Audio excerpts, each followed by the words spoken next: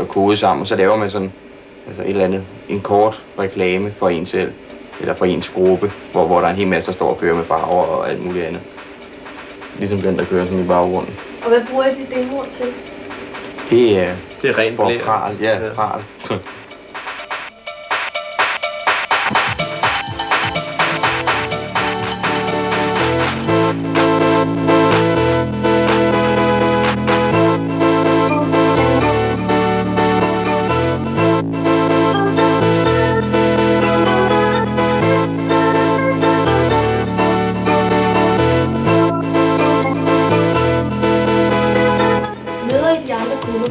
Ja, der kommer sådan nogle, altså så er der en eller anden gruppe et eller andet sted fra, der finder ud af, at nu skal der være et copyparty. Det er sådan en kæmpe stor fest, hvor alle pigerne er skiftet ud med computer. Og så møder der sådan en hob af drenge op, som kommer med deres lille computer, ikke? Og så stiller man den op, og så sidder man der. Det var normalt en 3-4 dage, sådan et, hvor man, det er sådan, nogle gange er der folk, der bliver sendt på sygehuset, fordi man glemmer at sove og glemmer at spise og sådan noget. Så sidder man der foran sin computer og laver et eller andet, og så er der så konkurrencer, der er både konkurrencer i musik og grafik, og så er der altså demo. Konkurrencen. Det er sådan den store af dem, ikke? Og der bliver holdt sådan til sidst, hvor altså alle de forskellige grupper, der er mødt op til partiet, de stiller sig op med en demo, og så sidder folk og stemmer hver især om, hvad der er bedst. Og så kan man enten vinde eller tabe. Hvor var det sidste copyparty henne? Der har været noget i Sverige, men der var vi ikke til. Det sidste, vi var til, det var i Falster. Ja, det var Falster. På sådan en stor skole.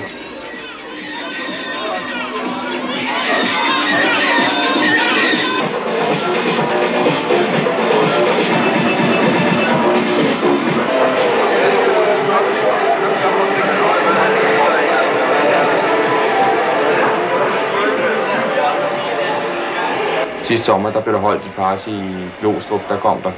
Altså der havde de et tal på, at der var 700, der var kommet. Men der var også en masse, som var kommet ind alligevel, fordi det var sådan lidt svært at holde styr på folk. Så der skal nok have været lige under 1000 mennesker. Hvad laver I så til sådan nogle fester? Sidder I bare foran skærmen og trykker? Ja, altså, det er sådan meget forskelligt. Der kommer nogen, altså der er nogen fra Finland også, nogle skuebæks. De kommer og drikker sig pissefulde, og så er der lidt kaos med det. Men ellers så sidder folk foran deres computer. Jamen det er jo også fordi på tredje dagen, altså de der copyparty, de var normalt 2 eller 3 dage, og så er det altså tredje dagen eller anden dagen, hvor det hele gælder. Så sidder man altså bare og knokler indtil da for at få sit lort færdigt, så man kan vise det. Og man spiser noget skummelt mad, pomfritter og burger og sådan noget, så den sidste dag, hvor man ikke har sovet, men måske lige fået sådan 2-3 timer på øjet, der er man fuldstændig ødelagt. Så alle folk sidder, altså i starten, der er der glæde og alt muligt andet, og så efterhånden, som folk sidder inde, og de sveder og alt muligt andet, så bliver der sådan meget, meget varmt, og man sidder derinde, og man bliver mere og mere slatten, og det sidste sidder alle folk bare, og man sidder og sover med hovedet oven på tastaturet, og jeg ved ikke hvad.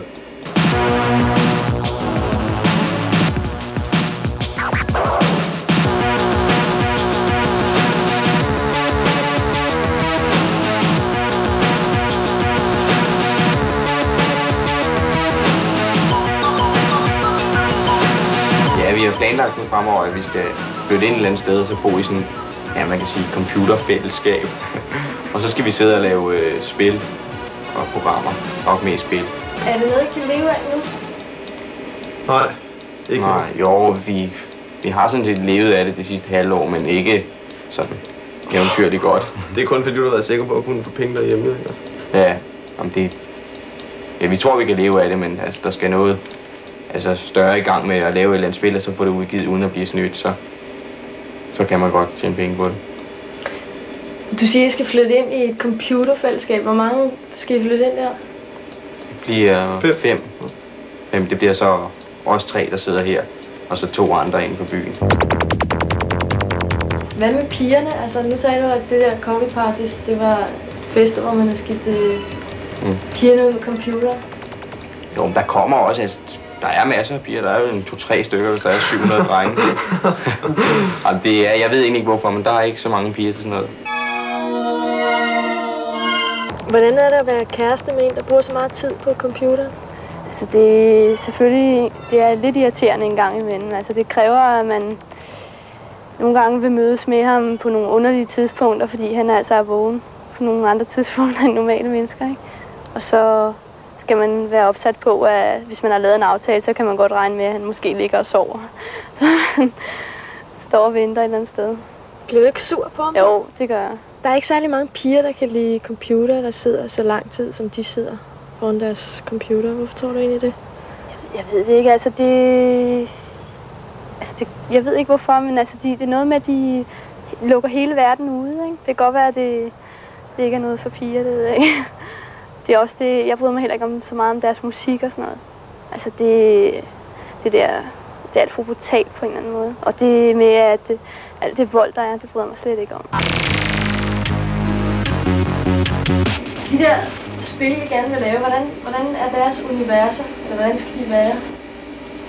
Det skal være sådan noget, det skal være fremtidsagtigt nok mest af det, ikke? Altså sådan noget med mænd med metal på og sådan noget, der render rundt, og så kommer der sådan nogle uhyre, som egentlig ikke findes, og som ser ret onde ud. Det skal være noget, ja, det skal være sådan noget, en lille dreng, han kan se sådan en helt, og så spille ham helten, altså.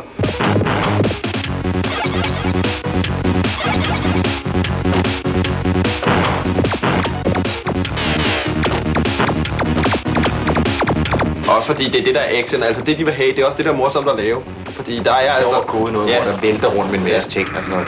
Sådan set. Det er ikke så vigtigt, at selvfølgelig skal det se godt ud og sådan noget, men at det skal være sådan åbenlyst for enhver, hvem der er den onde og hvem der er den gode, ikke? Det skal vel også have lidt med film at gøre, altså man skal kunne komme væk fra det der. Man spiller vel for at sådan drømme sig ind som den der helt der.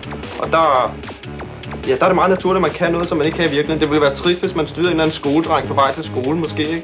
Undgå kæmpe sten på vejen og sådan noget, der bare ligger stille. Det er jo ikke det mest ophidsende. Det er jo fedt. Altså, det er jo federe, hvis der kommer sådan en kæmpe sten væltende, og så hvis man bliver ramt, så splatter man fuldstændig ud. Det er også fordi, det er meget morsomt. Altså, det kan godt være fedt eller morsomt at se en eller anden, der bare får hugget hovedet af på en eller anden fuldstændig åndssvag måde, så bare plukker sprøjter ud, ikke? Altså, ikke fordi det skal være ondt eller noget på nogen anden måde. Det skal bare se sådan fuldstændig muteret ud, og det der arme barn, han kommer bare slemt til skade, og det sprøjter ud med blod. Men hvordan har I det med det? Har I lyst til at trykke en eller anden holdning af i et spil? Nej, det tror jeg ikke, nej. Hvorfor ikke? Vi er ligeglade, bare vi får kronerne. Der er ikke noget, I vil sige, eller noget, I synes, I vil give videre gennem sådan et spil? Nej. Ja, det er bedre end de andre spil.